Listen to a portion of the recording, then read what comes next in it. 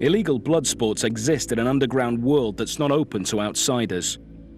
The first place to look into this world is an unlicensed boxing event. South London Streatham Caesars nightclub. Caesars is the location for a brutal and violent night of unlicensed boxing. Not recognised by the boxing authorities, it's our first step into uncovering the world of blood sports. In front of a crowd that's baying for blood, non-professional fighters deliver. They headbutt, kick, stamp, and even bite.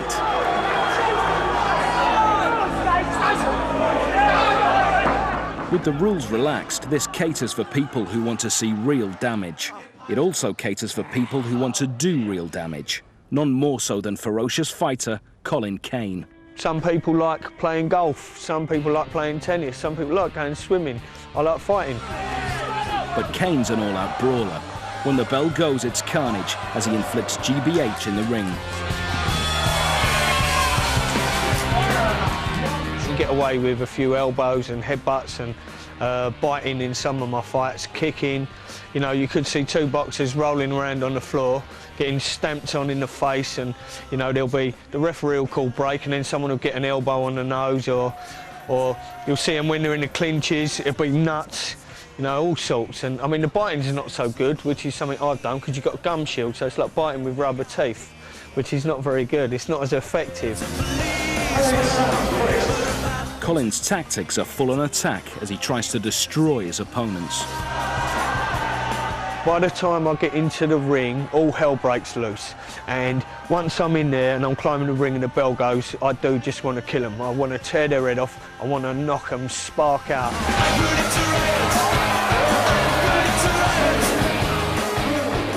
It's not as skillful as your professional boxing, but it is fun. Violence is as popular as ever. The sellout crowd at Caesars seem to have an unquenchable bloodthirst. I think if you look at going to a boxing match and somebody gets really badly hurt and is bleeding and everything else, I think it goes back to our primal past. I think when that was very common. Deep down, remember, our past is primitive past, you know, fighting animals, you know, fighting one another for territory. That's who we are. So there's still a primal, aggressive thing inside all of us. But for some, just watching is not enough. The instinctive drive to fight can boil over, and they literally want to get involved. Sven the Hammer Hamer is unlicensed boxing heavyweight champion. In Sven's last fight, he ended up having to go a few unexpected extra rounds. My original opponent wasn't very good at all. I knocked him out with 2 punches. Which was a big disappointment to me and my fans because, you know, I want a good fight, you know. But his fans' disappointment didn't last long as a new challenger enters the ring, this time from the audience. Then this other guy decides he wanted to have a go as well. This man's thirst for a fight inspires him to climb in the ring and try his luck against a foe who's much bigger and stronger. To be honest with you, you know, he lasted longer than the first guy, but that was only because he just ran away from me the whole time and I couldn't get anywhere near him. When I did get anywhere near him, he put his head down, grabbed hold of my legs and stuff like that, so it was hard to catch him with a clean punch. The plucky fan soon ends up going back to his seat, head first.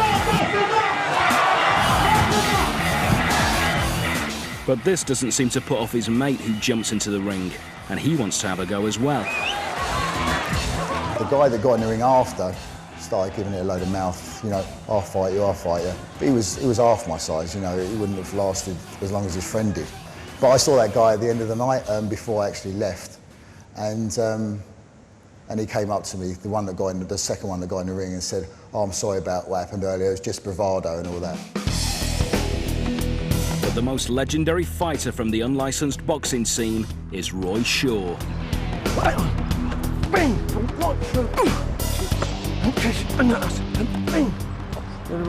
Over they go. Roy Shaw would destroy anyone who dared to stand before him. I said, well, anybody wanted to fight, you know, was a bit of a toughie in a certain area. I said, I bet you couldn't beat Shawry.